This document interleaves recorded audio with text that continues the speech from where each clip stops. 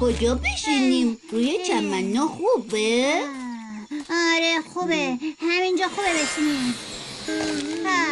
چقدر نفس میزنی موری؟ به این زودی خسته شدی؟ نکنه صبحونه نخوردی؟ چرا؟ چند تا شکلات خوردم.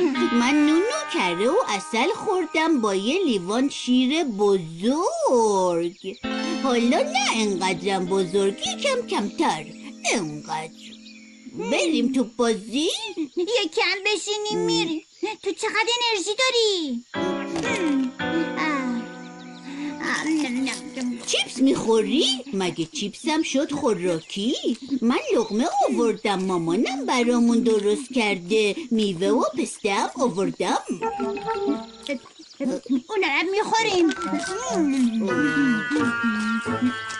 سلام، خسته نباشید. سلام، خسته نباشین.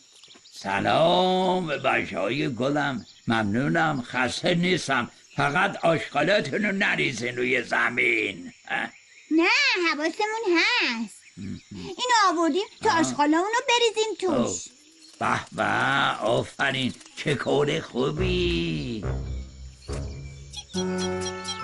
بیا جوجه، بیا غذا بخور.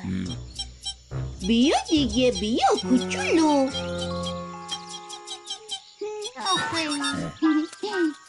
کجا رفتی؟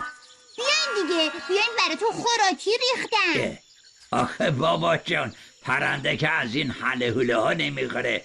اینا که خوب نیستن، هیچ فایده ای هم ندارن. نه انرژی دارن، نه سالمن، هیچ. خب چی بخورم؟ اینا خوشمزن. ببین گل پسر، کلی خوراکی سالم و خوشمزه تر وجود داره. مثلا میتونیم به جای چیپس و پفک میوه بخوری، آجیل بخوری.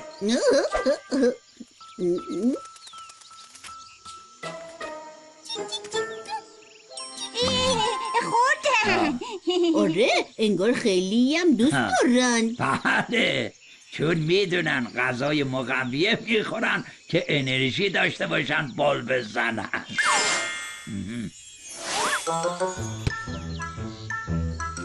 زود باش موری، شوت کن. الان میزنم، میخوام حساب شده شوت کنم.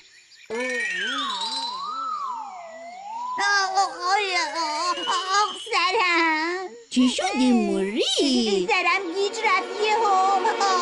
اگه درست صبحونه نخوری انرژی نداری بازی کنی و زود خسته میشی. حتما درست صبحانه نخوردی. آره، فقط 2 تا شکلات خوردم. مامانم میگه خیلی مهمه غذای خوب و مقوی بخوریم تا سالم باشیم. بیا این ساندویچا رو مامانم درست کرده، بخور. خوشمزه است؟ خوشمزه ترین ساندویچ خونگی که تا حالا خوردم.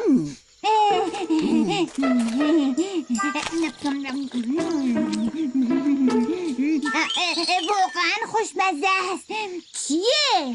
مامانم درست کرده، پنیر و سبزی تازه و خیار و گردو. موتور مغزم روشن شد. به به، انگار تازه چشمام باز شدن. حالا کم کم چشمات باز میشن، انرژیت میرسه به آسمون و میریم تو بازی. بازم از این ساندویچا داری؟ آره، هم از اینا هم کلی خوراکی دیگه. میوه و پسته و بادوم و فندقم آوردم.